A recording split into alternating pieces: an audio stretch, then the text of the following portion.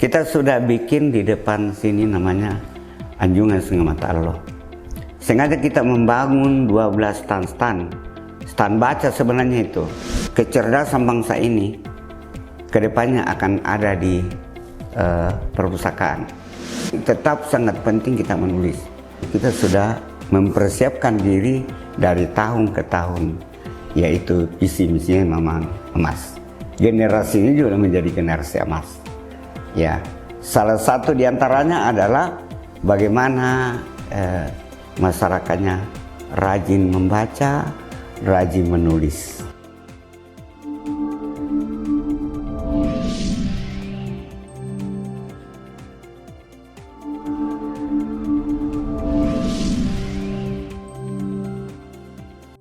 Assalamualaikum warahmatullahi wabarakatuh. Waalaikumsalam warahmatullahi wabarakatuh. Sahabat pustaka, kejayaan sebuah peradaban sangat bergantung pada sumber daya manusia. Dan kualitas sumber daya manusia sangat ditentukan oleh bagaimana tingkat literasi yang dimilikinya.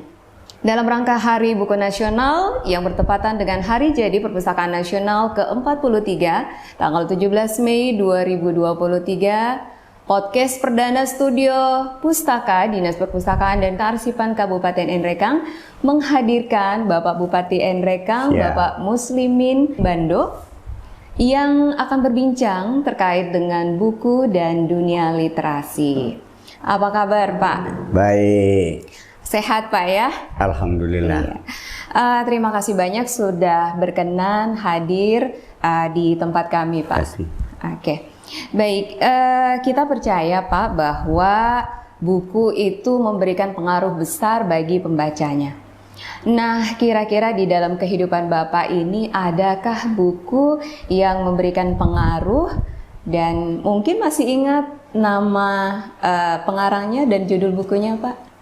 Ya, bisa diceritakan? jujur saya katakan bahwa basic saya seorang guru. Oke. Ya. Saya bersama dengan murid-murid di SMA kurang lebih 30 tahun. Dan basic pendidikan dasar saya sesudah sekolah dasar, saya masuk sekolah menengah ekonomi pertama. Iya. Lalu lanjut ke sekolah menengah ekonomi atas, jurusan tata niaga. Sudah itu melanjutkan pendidikan tinggi IKIP, Ujung Pandang, dengan jurusan ekonomi umum. Sudah itu saya lanjutkan pada pendidikan guru S2 di PGRI Adibuana, Surabaya. Iya. Kalau ada pertanyaan bahwa buku apa yang saya biasa membaca, sesungguhnya saya tidak punya satu buku khusus, karena kita harus tahu bahwa bagi seorang guru itu mestinya semua buku harus kita baca. Jangan-jangan murid-murid kita lebih menguasai buku-buku daripada kita. Tapi tidak ada juga yang dibilang saya kuasai seperti itu. Cuma kalau muncul dari murid-murid kita, apalagi setelah saya terjun dalam dunia birokrasi dan politik, maka semakin lengkaplah kebutuhan masyarakat untuk kita membaca buku begitu. Baik. Berarti di sepanjang pendidikan ini, semua buku yang Bapak baca itu memberikan pengaruh, ya? Pastilah. Oke. Ya, pasti. Baik. Ya. Nah, kalau kita bicara tentang buku, tentu sangat erat kaitannya dengan perpustakaan. Betul. Ya, jadi mungkin Bapak punya pengalaman yang menarik atau pengalaman yang berkesan tentang perpustakaan. Mungkin waktu masih sekolah dasar ataukah saat kuliah? Ya. Jujur kita juga katakan bahwa dulu yang namanya perpustakaan itu secara formal seperti perpustakaan hari ini hampir tidak ada, apalagi di zaman penjajahan. Saya kan ini manusia 3 generasi, saya sudah melintasi yang namanya penjajahan intern, ada waktunya DIT, TII, ada TNI, ada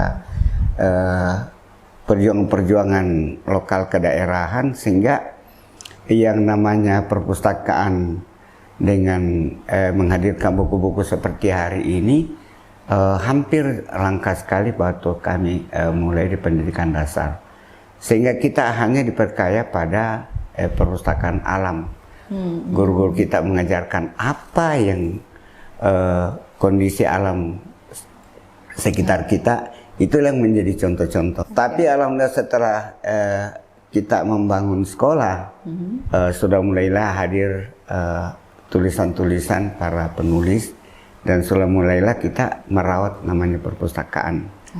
Dan ternyata dengan hadirnya perpustakaan pada waktu itu sangat memudahkan bagi kita guru untuk mengarahkan peserta didik. Apalagi dikala guru dalam keadaan masih kurang dulu, kadang-kala kita menghadapi 3 kelas dalam waktu bersamaan, maka fungsi perpustakaan sangat penting pada waktu itu. Paling kita memberi tugas-tugas, coba selesaikan nih.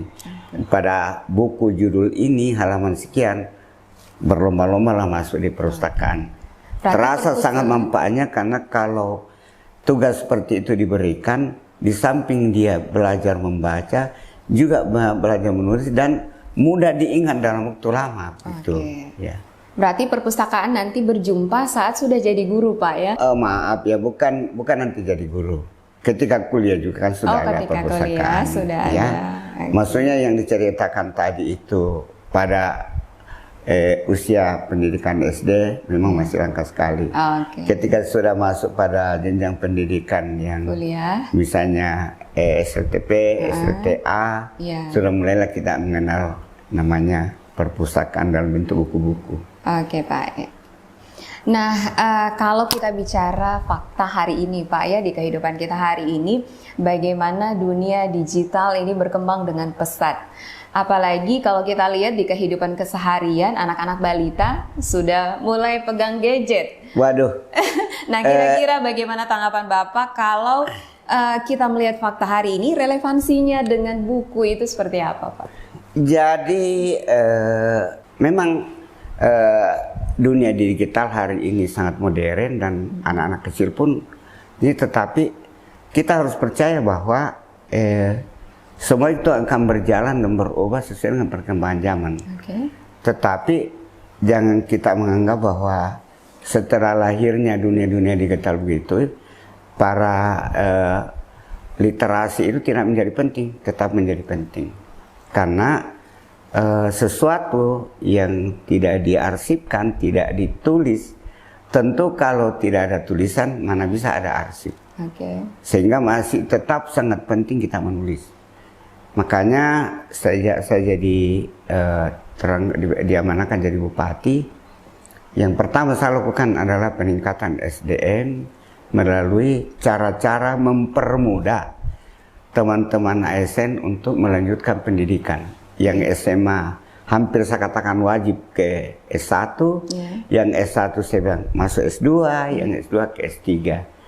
Apa motivasinya ini? Dalam rangka membaharui ya ilmu-ilmu yang sudah hampir ditelan masa oleh para dosen yang menghadapi mereka.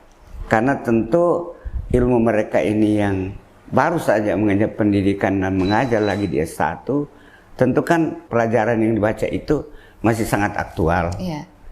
Nah, yang kedua, mulai dari guru-guru SD sekarang, dari dulu kita ajak mereka untuk senang menulis. Dan sudah banyak juga guru-guru di atas binaan perpustakaan sini juga yang lahir sebagai guru-guru penulis ya. Ya, datanya ada di sini semua teman-teman guru yang sudah berkarya untuk bangsa ini. Berarti masih sangat relevan ya, Pak? Yalah. Buku itu dengan dunia digital hari ini. Ya. Oke, tinggal bagaimana kemudian mungkin buku ini kita sulap menjadi buku digital supaya bisa dikonsumsi. Ya, itu yang lebih penting. Itu lebih penting. Makanya saya tertarik kalau di Perpustakaan Nasional itu hampir seluruh pelayanan yang sistem digital. Berarti memang sudah dirancang seperti itu. Kita sudah punya, Pak. Sudah punya perpustakaan digital. Terima kasih banyak. Baik, saat ini kita sudah memiliki gedung layanan perpustakaan yang representatif. Nah, apa harapan besar Bapak bagi perpustakaan yang ada di Kabupaten Nrekang? Saya ikuti perkembangannya. bahwa tidak semua daerah di Indonesia punya perpustakaan seperti yang di Andrekang ini. Iya. Tinggal teman-teman yang diamanahkan oleh pemerintah bekerja di sini untuk bagaimana mengerti dan memahami di mana berkiprah, di mana bekerja. Kita ini di perpustakaan.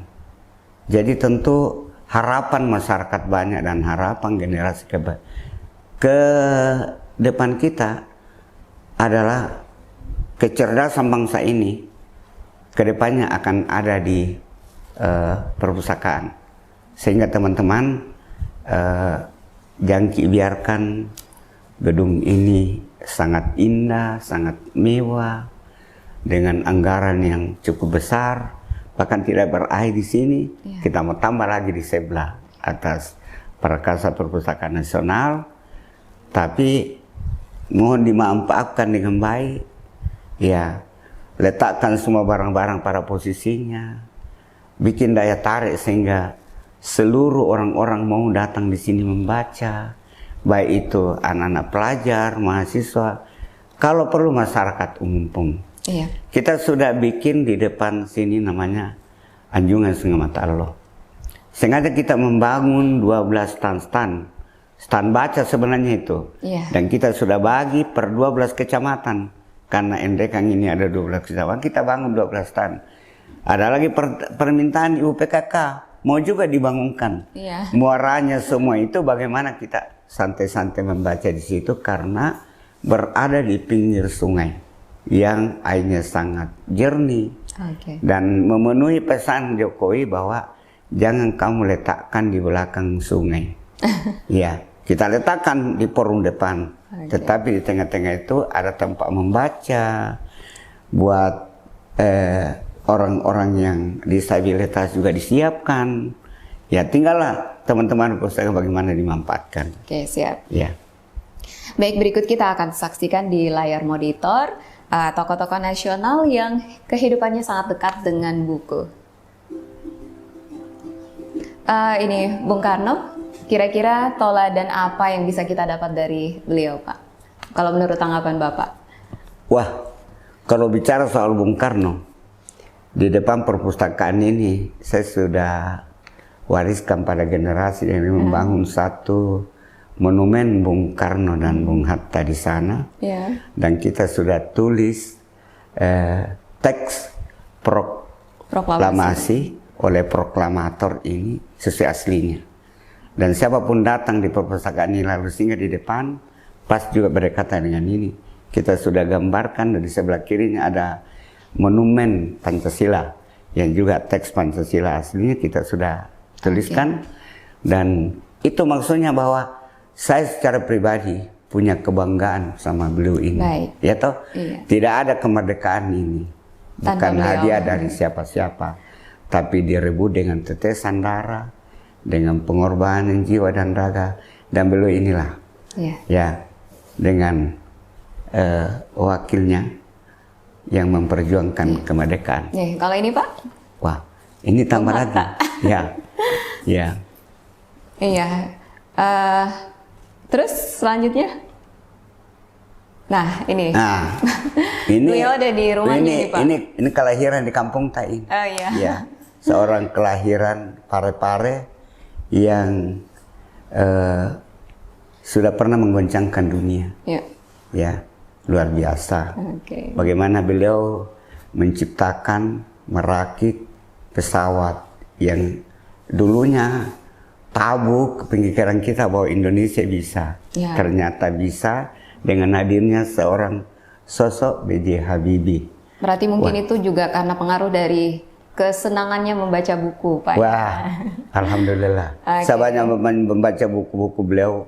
Luar biasa. Buku yang fenomenal itu, Pak. Buku kisah cinta. Kisah cinta antara Habibie dan Ainun. Mantap juga. Sampai teman-teman mengabadikan itu. Kita ini saja punya istri belum diabadikan dalam sebuah kisah cinta. Iya. Tapi kalau yang ini, Pak? Wah. Apa kira-kira dari inspirasi yang bisa kita dapat dari beliau? Saya punya kebanggaan tersendiri buat seorang Saribando ini. Di dalam hidup saya itu banyak kesan-kesan yang tidak bisa saya lupakan buat adik saya yang satu ini. Ya memang seorang adik saya ini yang sangat cerdas, dan alhamdulillah dia kalau ada sesuatu idenya, ada sesuatu rencananya susah dibendung. Harus diperjuangkan. Harus seperti itu. Baik. Ternyata itu adalah positif bagi bangsa dan negara, Ya. karena kita harus sadari juga bahwa di Indonesia ini kan perpustakaan nasional itu sudah menjadi punya posisi tingkat dunia, dan alhamdulillah Bapak Presiden dan teman-temannya di sana memberi amanah untuk mengembangkan perpustakaan, dan menurut saya tidak mengecewakan. Iya, Pak. Menjadi satu kantor yang punya pengunjung terbanyak setiap harinya di tingkat nasional ini. Iya. Dan Beliau tentu juga itu terkenal. kenapa menjadi pengunjung yang banyak, besar jumlahnya, tidak bisa dikendalikan lagi karena ada daya tarik orang datang di situ. Iya. Mulai pintu, lantai dasar, siapa langsung pandang mata kita, semua pejuang-pejuang yang memperjuangkan negara ini untuk merdeka. Telah ditambah buku-bukunya sampai lantai 27. Mau beribadah, tempat ibadahnya cukup bagus. Jadi karena itu ya tidak berlebihan kalau saya katakan bahwa adik saya ini sudah melanjutkan perjuangan orang tuanya sebagai seorang guru SD. Iya. Alhamdulillah. Alhamdulillah. Baik, saat ini gerakan literasi ini sudah mulai tumbuh di mana-mana, Pak. Betul. Masuk di NREKANG. Apalagi kita sudah punya regulasi Ya. berupa Perda Ya. terkait dengan penyelenggaraan perpustakaan dan gerakan literasi yang diterbitkan pada tahun 2022. Ya. Nah, mungkin ada motivasi dari Bapak Bupati untuk para penggerak literasi dan para pustakawan di NREKANG. Pertama-tama bahwa semua pemegang kebijakan di NREKANG, maksudnya itu para pimpinan OPD mestinya mendorong semua stakeholder di dinasnya masing-masing untuk bagaimana melakukan literasi, bagaimana menulis. Tetapi cara untuk mendorong menulis yang baik adalah mengajak mereka agar melanjutkan pendidikannya. Ya. Karena biar bagaimana kalau kita ikut misalnya S3, S2 sudah menjadi persyaratan dari perguruan tinggi atau dosen, ya karena ada ikatan ya bahwa untuk mencapai seorang doktor misalnya harus dengan karya-karya ilmiah, bahkan harus apa istilahnya itu harus dengan kelas dunia ya, harus mendapat pengakuan daripada tulisan-tulisan itu. Jadi maksudnya itu bahwa kalau teman-teman mendorong semua teman-teman bangga untuk menulis, apalagi di lingkungan dinas pendidikan dan kebudayaan, hampir kalau saya katakan itu menjadi wajib. Iya. Oke, berarti mereka ini harus senantiasa menuntut ilmu. Ya. Iya, sampai di tingkat yang paling tinggi. Ya, orang bijak kan, makanya dulu waktu saya baru diangkat jadi bupati, ada kendala saya hadapi. Ada aturan atau regulasi mengatakan bahwa seorang ASN tidak bisa tugas belajar atau izin belajar melebihi 80 kilo. Oke. Lalu saya spontan mengatakan itu melanggar sunnatullah, melanggar ayat Allah. Agama mengajarkan tuntutlah ilmu dari ayunan sampai liang lahap. Tuntut ilmu kalau perlu sampai negeri Cina. Masa lewat pare-pare saja tidak bisa. Jadi saya dorong semua pegawai, lanjut aja izin belajar, silakan. Ada yang semi menolak. Tidak disesuaikan Pak. Persoalan disesuaikan di belakang. Yang penting berumur. Ternyata 2 tahun kemudian 500 ikut ujian kenaikan pangkat ditambah kabupaten lain yang ikut dengan NDK 100% lulus. Dari golongan 2 ke golongan 3 coba. Kalau tidak ada keberanian ya mana bisa dicapai. Iya. Oke, terakhir Pak ya. Iya. Kira-kira apa pesan atau harapan Bapak di Hari Buku Nasional tahun 2023 ini? Ya tentu di Hari Buku Nasional tahun 2023 ini kita semua berharap agar mari kita rajin menulis apapun tingkatannya kita, karena harapan pemerintah dalam ini Bapak Presiden kedepannya itu perjuangan ini semakin keras. Tahun 2045 itu akan menjadi tahun emas bagi bangsa Indonesia. Tapi bagi pemerintah daerah dan masyarakat kabupaten dengan tahun emas itu sudah kita jalani, persiapkan diri kita mulai daripada periode pertama saya 2013 dengan mengusung visi misi emas. NDK yang maju, NDK yang aman, NDK yang sejahtera dan religius yang berkelanjutan. Di periode kedua juga lanjut lagi pada visi emas yang kedua. Tetap sama, NDK yang maju, NDK yang aman, NDK yang sejahtera, religius yang berkelanjutan. Muara akhirnya adalah memenuhi keinginan pemerintah pusat dalam ini Bapak Presiden bahwa tahun 2045 menjadi tahun emas. Tidak asing bagi masyarakat Endekan, pejabat-pejabat Endekan tentang tahun emas, karena kita sudah mempersiapkan diri dari tahun ke tahun, yaitu visi misinya memang emas. Generasi ini juga menjadi generasi emas. Ya, salah satu diantaranya adalah bagaimana masyarakatnya rajin membaca, rajin menulis. Kasih. Baik, mungkin ada ucapan selamat Pak.